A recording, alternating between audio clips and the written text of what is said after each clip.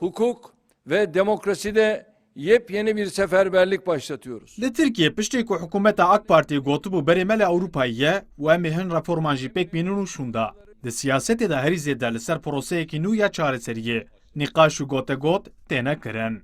Şêwirmendek Erdogan li Diyarbekirê bi hin aliyên Kurdan re hin hevdîtinan pêk anîbû û hatibû îddiakirin ku berpirsekî AK Partiyî bi wekîlekî berê HDP ra ji bo pêvajoyekî nû di navdan û standiran dane. Di civînekî rojnamegeriyê ya HDP da têkildarê vê mijarê li ser pirsa Kurdistan Bisyarê hevserokê HDP Mithat Sancar da zanîn ger bi vî rengîniyetekî hikûmetê hebe jî li holê tu nîşane û pêngavekî berbiçav tune ye û hikûmet li pey lîstok û xapandinan e.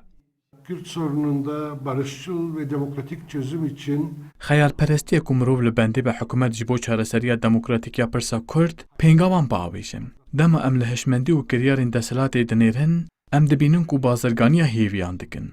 Em li bendêne ku bireyên demokratîk ev pirs bê çareser kirin. Dibe ku niyetekî wan ê wisa hebe. Lê nabe bes hin alî û partiyan muxatab bikirin. Divê gelê Kurd û nûnerên wan ê siyasî li masê hebin. Divê HDP û hemû muxalefet di nava proseyeke wiha de cih bikirin. Li aliyê din Reşît Akıcı'yê serokê Partiya Nû, Partiya Demokrat a Kurd PDK ku nû hatiye damezrandin li ser egera proseyekî nû dide zanîn ku ew di vê konjonktûrê de li benda proseyekî nû nînin û di vî warî de jî bi hikûmetê re peywendiyekî wan çênebûye. Pêvajoya derbasbûyê gava em dinerin yanî hikûmet bi serê xwe bû. Wê bi serê xwe pêvajoya yanî dest pê kiribû û îro jî gavak em dinerin hikûmet ne bi destê xwe yanî di hundirê îtifakekê de îtifakek bi MHP re hatiye kirin.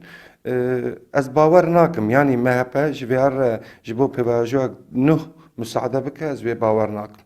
Eger bi ser esasekî rastî be ji bo menfaetên Kurda bi rastî ve biratî destê xwe dirêjî Kurda bikin em ê piştgiriyê bidin. Yanî li menfaetê Kurda be em ê piştgiriyê bidin.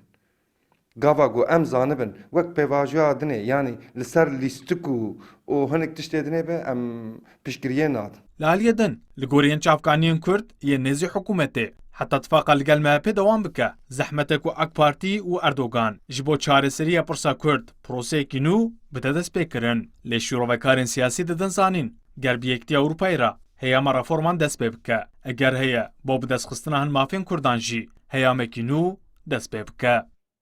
Ömer Sönmez, Kurdistan 24, Ankara.